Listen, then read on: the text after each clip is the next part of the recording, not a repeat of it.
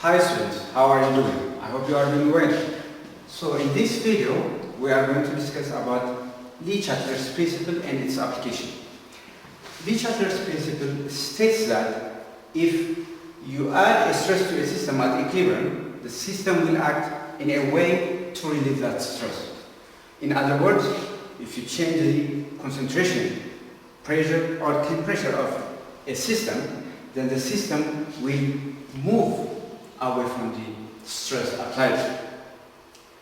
So there are three changes or conditions that we are going to discuss here. The first one is concentration, the second one is temperature, and the third one is pressure or volume.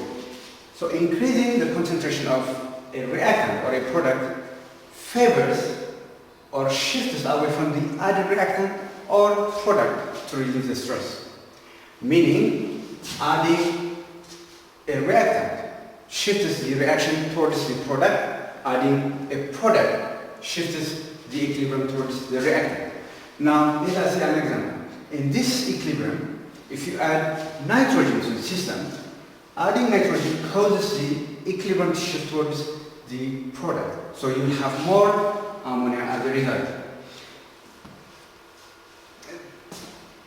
Adding ammonia to the system causes the equilibrium to shift towards the reactant. Therefore, you will have more nitrogen and hydrogen as a result. Now, decreasing the concentration of a reactant or a product shifts towards the removed reactant or product. So, for example, if you remove hydrogen from the system, this causes the reaction to produce more of nitrogen or hydrogen as a result. If you remove ammonia from the system, this causes the reaction to proceed or favor the product, and as a result, more of ammonia will be produced. Now remember that adding inert gas has no effect on the position of the equilibrium, as well as adding or removing a liquid or a solid to the reaction has also no effect on the position of the equilibrium. And adding a catalyst, because it speeds up the reaction in both directions, it doesn't change the value of K, as well as it doesn't change the position of the equilibrium. So the second condition is change in temperature. Now, to figure out the effect of temperature, you have to first check whether the reaction is endothermic or exothermic. Now, you have to place heat on the correct side of the equation, or it means that you have to treat heat as a reactant. Then the problem will be the same as concentration.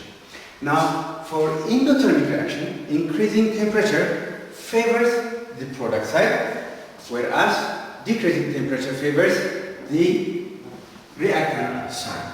In exothermic reaction, increasing temperature favors the reactant, whereas decreasing temperature favors the product.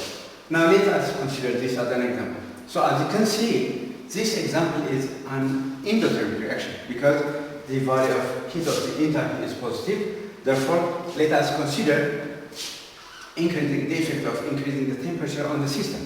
If you increase the temperature of the system, because the heat is now on the reactant side, increasing temperature favors the production of the product. Therefore, you will have more of ammonia.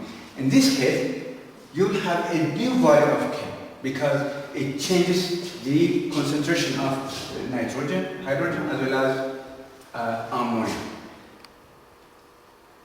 Now, the third condition or change is change in pressure. Now, to see the effect of pressure, you have to look at the number of moles on each side of the balance equation. So that means that you have to first balance the equation prior to looking at the effect of pressure.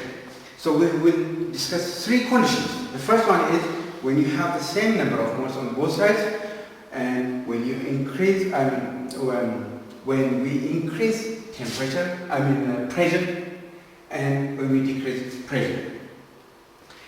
So now let us see the first case in which the number of moles is the same on each side.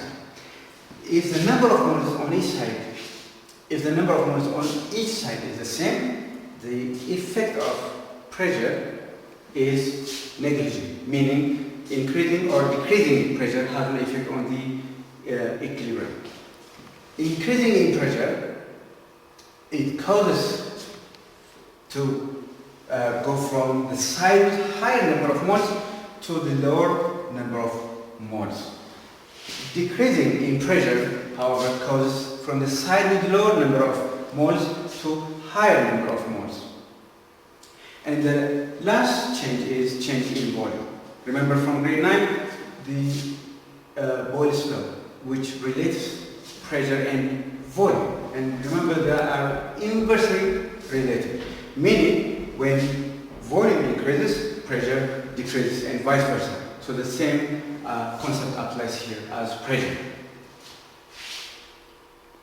Now let us see the application of Le-Chatelier's principle. It is considered in many industrial processes for the best way to maximize yield. So we will see the best conditions to do or to achieve this yield. Now, if you have an equation like this, how or what can be done to maximize the yield of methanol? Now, the conditions that you have to apply or consider are concentration, temperature, pressure, as well as volume. So, looking at the first one, because the equation is an exothermic reaction, to favor the production of methanol, what you have to do is you have to decrease the temperature so as to produce more methanol. So the first way will be to decrease temperature. The second one is increasing the concentration of carbon monoxide or hydrogen favors the production of more methanol. And the third case will be decreasing the concentration of methanol. So this will cause the reaction to go from reactant towards the product. Therefore, you have more methanol. And later, applying pressure. So to figure out the effect of pressure, now you have to consider the number of moles on each side. So because we have 3 moles on the reactant side and 1 mole on the product side, because you have to add them up, because we have 1 mole for carbon monoxide and 2 moles for hydrogen. Therefore, you have 3 moles of reactants and 1 mole of methanol on the product side. Therefore, to favor the forward reaction or to favor the production of methanol, you have to increase the pressure so as to have more methanol. And the last one is the application of volume. So if you decrease volume, this will also favor the production of methanol.